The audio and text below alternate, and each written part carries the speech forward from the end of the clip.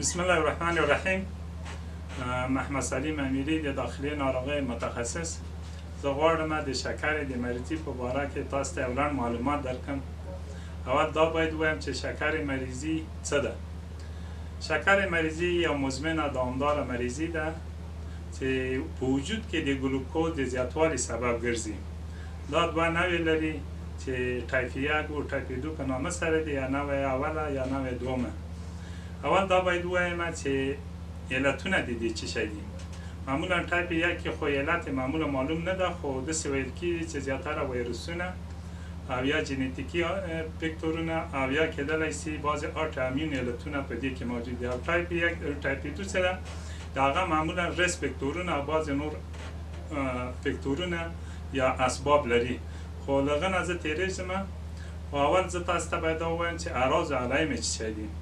د دې اعراض دي مریض زیاتې اوبه څښي، تږی کېږي زیات، تشناب ته زیات ځي د ادرار لپاره، زیاته غذا خوري یعنې لوږه کېږي، او مریض معمولا وزن کموالی رامابینده کېږي. په دې کې خستګي او کسالت دا شیان پکې رامابینده کېږي.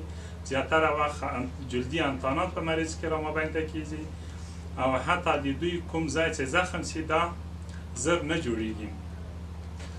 او د دې تشخیص موږ څنګه کولی سو؟ د دې تشخیص لپاره اول خو دا باید موږ پوه سو چې ټول هغه مریضان چې دو سن له 45 نه زیاته او یا د دو بی ام آی یا وزن زیاته، دا باید هر 3 کالو کې باید یو دفعه سکرینینګ یا معاینه د شکر لپاره وکړي.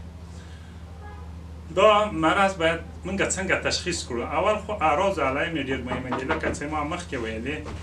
دویم دا ده د دې لابراتواري معاینات باید وسي.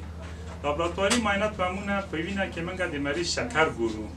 که چیرې موږ د مریض شکر په وینه کې په لوږې نس وګورو، که چیرې دا زیاتره یا مساوي د 126 میلي ګرام په ډیسیلیټر کې وي، نو دا موږ وایو چې دا مریض شکر مریض ده. که چیرې اول دفعه کتلی، نو موږ کولی چې 2 دفعې په تکراري ډول سره وګورو. یعنې د سهار له خوا نه یا 8 ساعته مریض باید وږی وي، مریض معاینه باید وشي.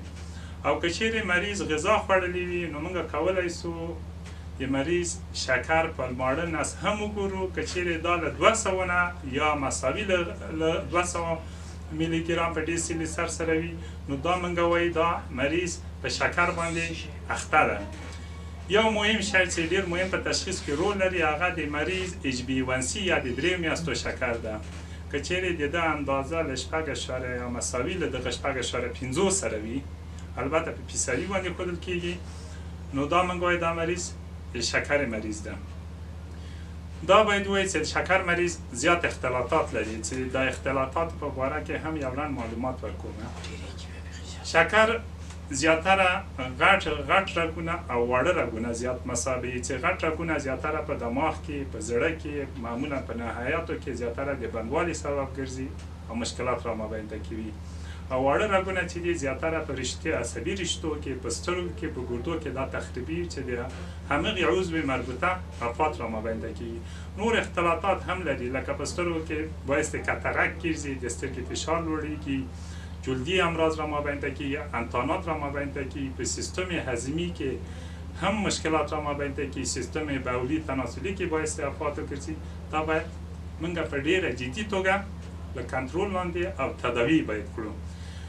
بل مهم نقطه دا ده چې څنګه موږ دا مریضان تداوی کولی سو. په تداوی کې 3 اهداف موږ لرو. اول دا دی باید د مریض اعراض علایم باید کنټرول لاندې ونیول سي، چې اعراض زیات نه وي.